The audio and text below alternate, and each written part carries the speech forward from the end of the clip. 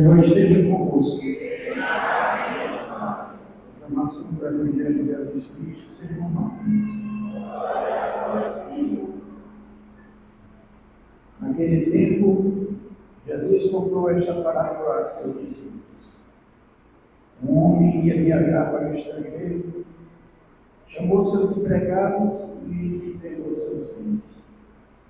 A um deu 5 talentos, ao outro deu 2 e ao terceiro 1, a cada qual de acordo com a sua capacidade.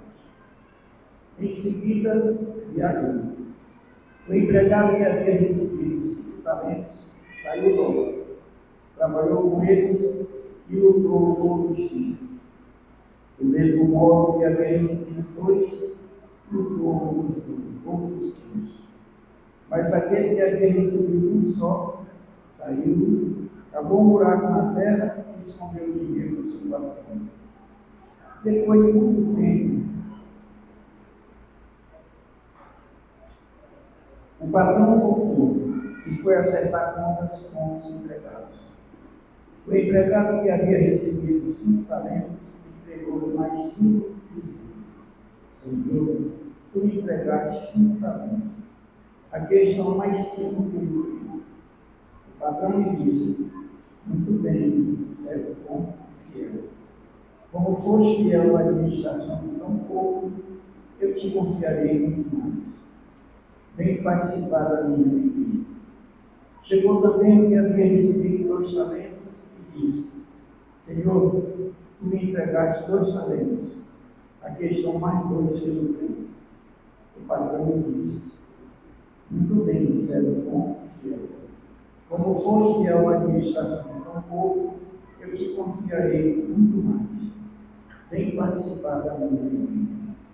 Por fim, chegou aquele que havia recebido 1 talento e disse: Senhor, sei que és um homem severo, pois come ou não plantares, e ceifas como não semeares. Por isso fiquei com medo e escondi o teu talento no chão. Aqui tens o que te pertence. O patrão lhe respondeu: servo mau e preguiçoso. Tu sabias que eu como não plantei e sei como não semeei? Então deverias ter depositado meu dinheiro no banco, para que, ao voltar, eu recebesse com juros o que me pertence. Em seguida, o patrão ordenou: tirai dele o talento e dai para aquele que tem 10, porque a todo aquele que tem será dado mais, e terá em abundância. Mas aquele que não tem, até o que tem será tirado. Quanto a este servo inútil, jogai lá fora na escuridão. Ali haverá choro e ranger de dentes. Palavra da salvação. Palavra, Senhor, é sinal de bênção. A vossa palavra, Senhor, é sinal de bênção.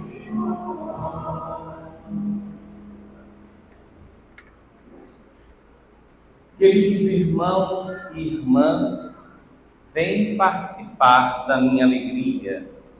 Este é o convite do patrão que volta e se reúne com aqueles e aquelas para os quais eles ofereciam talentos.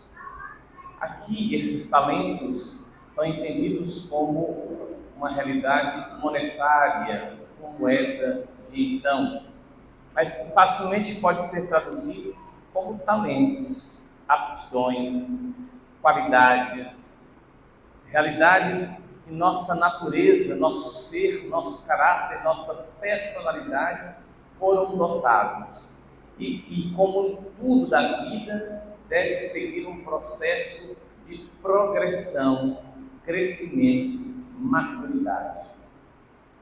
Nesse sentido, o patrão convida, reúne, dá a cada um segundo suas peculiaridades, segundo suas possibilidades, lhes dá a todos, aos 3, talentos. E espera que eles coloquem esses talentos no campo da vida e que procurem meios lícitos para multiplicá-los. O que acontece é que os dois primeiros, um que recebe 5, outro que recebe 2, de forma célere, vai logo se colocar a serviço.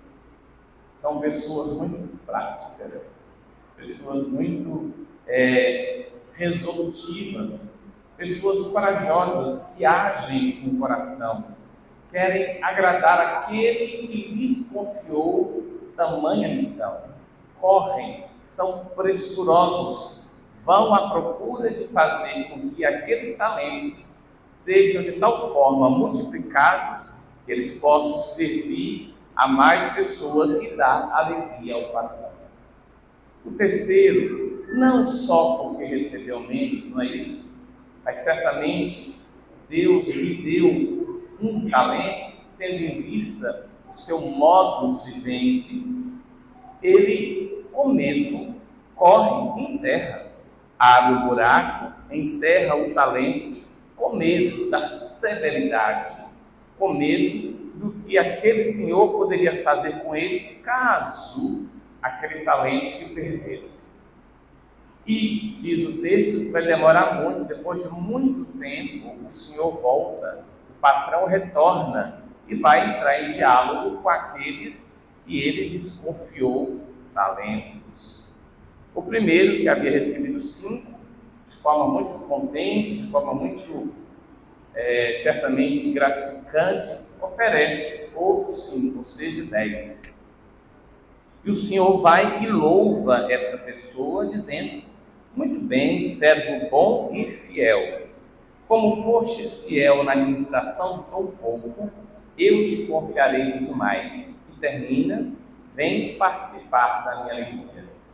Primeiramente, o que nós recebemos, por muito que seja nessa vida, em comparação àquilo que aguardamos, é pouco.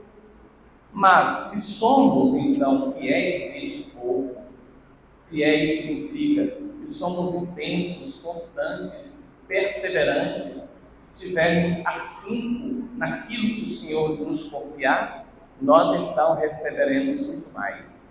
E o que é este muito mais? Seguramente a vida em Deus.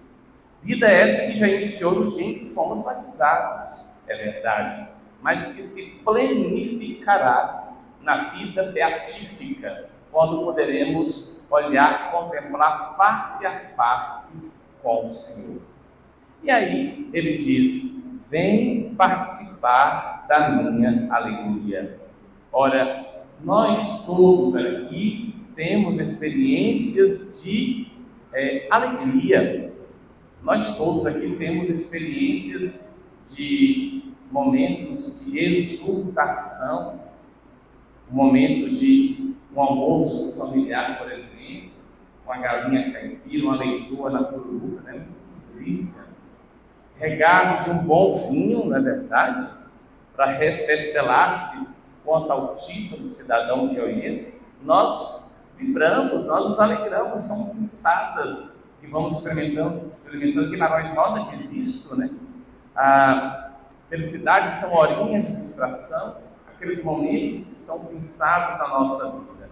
Como mudou essas pequenas alegrias que vão se somando e vão nos ajudando a tomar fôlego na caminhada das estradas do mundo rumo ao céu, elas são um prelúdio do que iremos viver no paraíso. E aí nós precisamos usar de sabedoria, como disse a primeira leitura do livro dos Provérbios.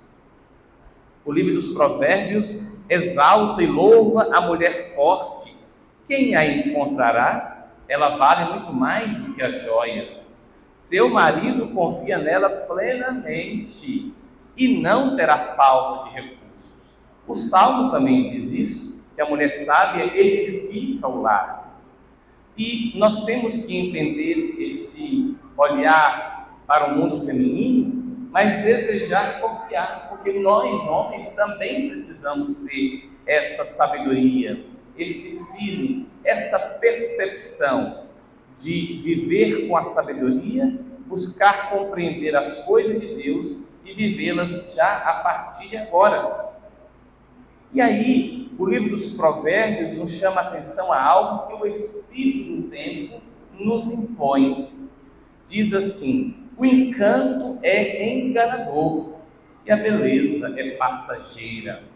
É lógico que nós somos movidos pela dimensão estética, essa dimensão sensível, essa dimensão que toca aos 5 sentidos. Nós somos movidos a alguém que tem um bom corte de cabelo, alguém que tem os dentes bem arrumados, alguém que vai se apresentando de forma conveniente aos ambientes. É lógico que nós nos afeiçoamos do belo. Não é Dostoiévski, o gênio russo, que vai dizer que nós seremos salvos pela beleza? Beleza que não pode ser restrita ou não pode ser inserida no campo meramente físico. E aí o autor sagrado diz isso: o encanto é enganador e a beleza é passageira. Ou seja, sim, podemos nos mover por essas dimensões plásticas, estéticas podemos, mas nós temos que descer muito mais. Porque se ficarmos nesse plano, aquilo que vai dizer 2 pensadores, Kant e Baumgarten, se ficarmos muito no plano da fruição, da contemplação e não trouxermos isso para dentro de nós, se nós não aprendermos a real mensagem da beleza, nós nos perderemos nas coisas fúteis da vida. E como isso se dará? Como poderemos, ao contemplar a beleza, sermos plenamente preenchidos para que nós possamos alimentar o nosso desejo do belo eterno, como diz Platão e depois Agostinho, vivendo a maturidade dos anos. Quando nós vamos crescendo nessa maturidade, nós vamos percebendo que aquela que nos moveu a nos casar, de tamanha beleza, continuará sendo a mesma. Talvez as feições externas começarão a ganhar as marcas do tempo. Mas quando eu me lembro daquele 5, por exemplo, lá no dia 27, nós vamos entendendo que aquela mulher com a qual eu vou construir a constância, a perseverança e a fidelidade. Da mesma forma, a mulher para com o homem, lembrando-se dele quando jovem, que o encantou, um bom motorista, né, com o seu cavanhaque, é aquele com o qual eu me encantei, que fui vivendo ao longo dos anos e sendo fiel, mesmo que de vez em quando ele dê uma roncada, etc e tal, a mulher entende que ele deve ser sempre posto como o motivo da sua paixão, do seu momento ardoroso. Fiz 2 anos, é tempo de celebrar e dizer: olha para frente, temos muito mais a caminhar. O que devemos fazer? Sermos constantes e não nos enganarmos com o espírito do tempo que nos leva, muitas vezes, a cair na tentação de fugir da rotina, buscando realidades extraordinárias, coisas que nós não conseguiremos dar conta. Porque o peso do tempo chega, meus irmãos e irmãs. Se não formos bem constituídos, nós vamos ver que perdemos a chance de construir a vida com alguém que estava comigo ao meu lado. Isso também se reflete a Deus, enquanto as pessoas ficam migrando de fé, vivendo ao sabor das muitas tentações estéticas que nos apresentam. Se você vier para a minha comunidade, você vai ter o carro do ano, a casa do ano, a saúde, etc. E vamos nos perdendo nessas promessas mercantilistas e nos esquecendo de viver profundamente com intimidade com Deus, conosco e com os outros. Assim sendo, meus irmãos e irmãs, o Evangelho nos fala daquele instante em que o Senhor oferece os talentos. Ele viaja, mas ele voltará. Domingo que vem nós vamos celebrar a solenidade de Cristo Rei do Universo. Nós, dia 25, vamos celebrar a primeira vinda do Senhor na fragilidade de uma criança, mas nós todos aguardamos a segunda vinda do Senhor. Quando ele voltará, não sabemos dia e nem hora. E nós temos que lutar contra a nossa curiosidade de querer dominar essa informação. Muitas vezes nos comportamos como Pandora, tão curiosos, abrindo a caixa e ficando só os males. Vamos confiar em Deus e acreditar que um dia Ele voltará. O que cabe a nós? Vivermos na luz. Vivermos na luz. Olha o que São Paulo diz. Ele deve escrever isso lá pelo ano 70, 80, depois da ascensão de Cristo ao céu. Quanto ao tempo e à hora, meus irmãos, não há por que vos escrever. Vós mesmos sabeis perfeitamente que o dia do Senhor virá como ladrão de noite.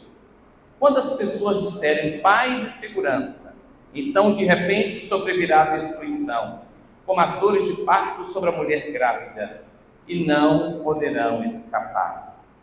Olha só, ele escreve para nós cristãos: mas vós, meus irmãos, não estáis nas trevas, de modo que esse dia vos surpreenda como ladrão. Todos vós sois filhos da luz e filhos do dia. Não somos da noite nem das trevas. Portanto, não durmamos como os outros, mas sejamos vigilantes e sóbrios. Isso quer dizer, para aqueles que optaram pelas trevas, a segunda vinda do Senhor será um dia tenebroso. Será um dia que vai amedrontar as pessoas. Mas para nós que cremos, esse dia será um dia venturoso e feliz, porque estaremos nos encontrando com o motivo da nossa alegria, aquele que nos sustenta em nossa caminhada, que é o Senhor. Não podemos alimentar dele. Há pouco mais de um mês, eu estava comendo numa casa uma galinha, um frango assado. Eu gosto de galinha caipira, eu gosto de frango assado, eu gosto de mentir. Eu estava comendo a coxa do frango assado, quando um jovem muito sério disse: padre, o mundo vai acabar em 2050. Na hora que eu estava mordendo a coxa do frango, eu falei: meu Deus. Eu fiz uma conta rápida assim, eu falei assim: não, tenho muita coisa para fazer, está muito novo ainda, viu? Vamos deixar para mais para frente e voltei a comer.